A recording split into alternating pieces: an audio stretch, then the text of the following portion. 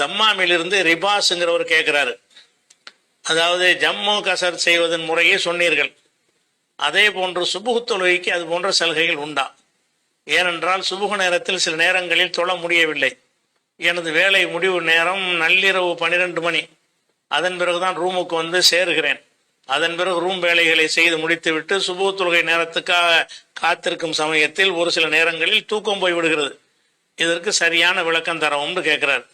அதாவது தொழுகையில் வந்து ஜம்மு கசரு என்பது வந்து சுபுகு கிடையவே கிடையாது. ஏன்னு கேட்டால் இருக்கிறது 2 ரக்காத்து, அதில் கசரு பண்ணி அது 1 ரக்காத்து ஆக்க முடியாது. அதனால் சுபுகு தொழுகைக்கு வந்து குறைத்து தொழுவது என்பதும் மார்க்கத்தில் இல்லை. அதை இன்னொரு தொழுகையோட சேர்த்துக்கிட்டு தொழுகிற ஜம்மு பண்ணுறோம்ல, அதுக்கு இருக்கான்னு கேட்டால் ஜம்மு என்றாலேயே 2 செட்டு தான். லுஹர் அசர் ஒரு செட்டு, மகரிப் ஈஷா ஒரு செட்டு. மகரிப்போட இஷாவை சேர்க்கலாம், இஷாவோட மகரிப்பை சேர்க்கலாம், லுஹரோட அசரை சேர்க்கலாம், அசரோட லுஹரை சேர்க்கலாம். இதுக்கு தான் ஜம்மு சொல்லப்பட்டிருக்கே தவிர ஃபஜ்ர் வந்து சிங்கிளாக தான் நிறுத்தப்பட்டிருக்குது. அதுக்கு ஜம்மு செய்கிற மாதிரியான ஒரு வழிமுறை ரசூலுல்லாவால் நமக்கு சொல்லித்தரப்படவில்லை. அதனால சுபுகுன்னா சுபுகு மட்டும்தான், அது 2 ரக்காத் தான் தொழுவணும். அது அந்த நேரத்தில் தான் தொழ வேண்டும். அதில் வந்து உங்களுக்கு சலுகையெல்லாம் கிடையாது. நீங்கள் மிஞ்சி போய் ஒரு நாளைக்கு அசந்து தூங்கிட்டீங்கன்னா தூக்கத்துக்கு அல்லாஹ்வுடைய மன்னிப்பு இருக்குது.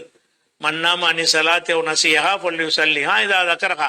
ஒருத்தர் தொழுவாமல் தூங்கி விட்டார் என்று சொன்னால் எப்போ எந்திரிக்கிறார் அப்படி தொழுகட்டும். அது மாதிரி உள்ளவருக்கு நீங்கள் வந்துட்டீங்க, வேலையெல்லாம் முடிச்சுட்டு சுபுக்கா காத்திருக்கும் போதே தூங்கிடுறீங்க, தொழுகைக்கு வெயிட் பண்ணியிருக்கும் போது தூங்கிடுறீங்க என்று சொன்னால் அது வந்து மனித சக்திக்கு அப்பாற்பட்ட ஒரு செயல்.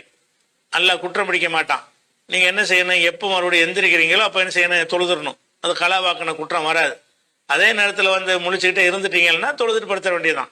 அப்போ இந்த தொழுகை சுபுகு தொழுகைக்கு வந்து குறைச்சி 1 ரக்காத்தும் கிடையாது. முன்கூட்டியே தொழுகிறது வேற தொழுகையை சேர்த்துக்கிட்டு தொழக்கூடிய ஒரு விஷயமும் கிடையாது.